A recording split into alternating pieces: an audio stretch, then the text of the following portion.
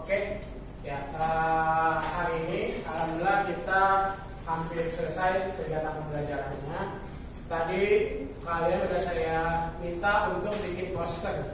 Nah, ini bisa kalian lihat salah satu contoh poster yang mungkin dengan alat seadanya tapi bisa menghasilkan sesuatu yang menarik lah, bisa dilihat gitu. Nah, ini prosedur evakuasi saat keadaan darurat. Ya. Nah, ini gempa bumi atau kebakaran? Kebakaran.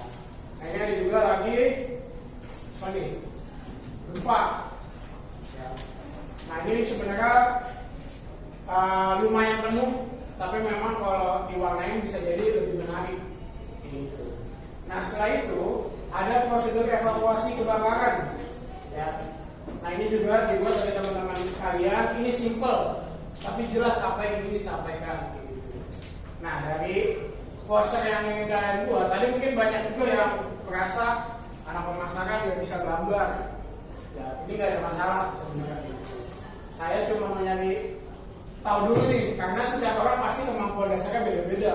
Ada yang jago gambar, ada yang dia nggak bisa gambar, tapi kalau desain bagus desainnya.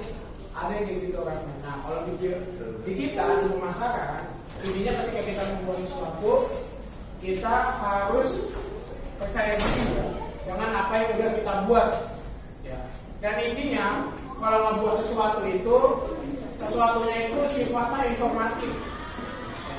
Karena kalau di dunia pemasaran itu, sesuatu hal yang kita infokan itu atau barang yang kita pasarkan itu tujuannya adalah produk kita biar terkenal, biar dikenal sama orang.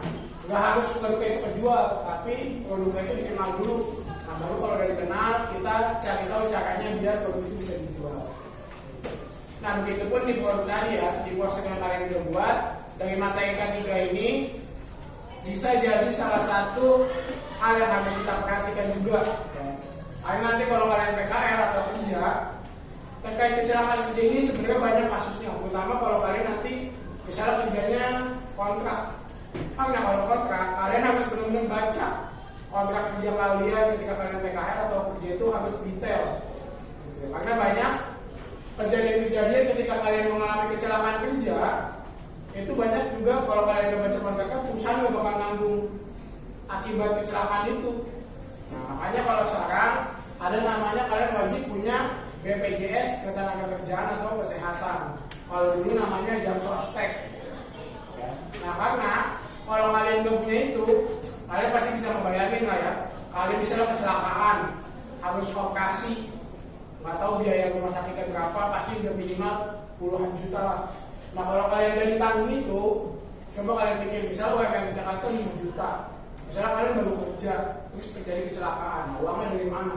Makanya hal-hal kayak gitu kalian harus pahamin kayak gitu. Bahkan kalau dulu ada sebenarnya ya, setahu saya waktu saya zaman PKL tuh bercandanya gini, kalau kamu mau dapat mobil, bilangin aja jadinya satu. Karena emang sebenarnya saya dulu kalau celotehan orang pabrik itu, kalau dia misalnya kan ada alat-alat di pabrik kan pasti alat-alat besar ya, misalnya alat potong, alat apapun yang berbahaya. Nah, kalau emang alatnya yang salah, entah misalnya karena kurang di maintenance atau kurang di servis, terus menyebabkan kecelakaan kerja, nah itu satu dari misalnya orang potong, itu dia bisa dapat ganti rugi bisa ratusan juta. Kalau dia benar ngurusin prosedurnya dengan baik. Tapi tadi ya, kalian rela nggak dipotong darinya buat dapat mobil?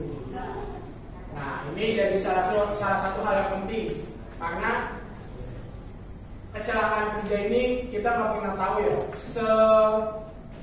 sehati-hatinya kita tetap aja kecelakaan namanya udah takdir Tuhan, udah takdir Allah, kita nggak pernah tahu datang kapan. Mungkin atau kalau di jalan raya kita udah hati-hati, udah pelan-pelan jalannya, tapi tiba-tiba ada yang nabrak kita dari belakang. Padahal kita udah pelan, tapi ada aja yang nabrak kita dari belakang. Nah, itu kita nggak pernah tahu apa yang bakal terjadi sama kita. Nah, makanya dari materi kecelakaan kerja ini mohon dipelajari dengan baik. Karena di pertemuan selanjutnya ya, tadi karena ada yang belum selesai, yang belum selesai tolong diselesaikan di rumah, dibuat semenarik mungkin ya, tapi nilainya beda sama yang ngumpulin sekarang. Oke? Ya. kita akan melanjutkan latihan soal dan pembahasan kisi-kisi buat persiapan ulangan. Ya. Nah itu kisi-kisi filenya udah saya kirim di grup, mohon dipelajarin biar nanti pertemuan selanjutnya kalau kita bahas kisi-kisi hal yang kalian ingin aja ditanya, nggak saya bahas satu-satu ya. Jadi ulangannya nanti ada 40 pilihan ganda dan 5 esai. Nah semoga pembelajaran kali ini bisa kalian pahami, kalian dapetin manfaatnya, bisa di-share juga mungkin ke teman-teman yang lain. Oke, itu aja dari saya. Sebelum ada pertanyaan, oke, kalau nggak ada, minta tolong buat mana dipimpin doa.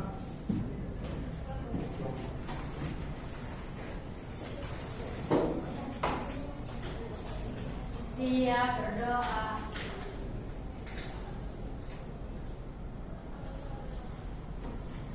Selesai memberi salam.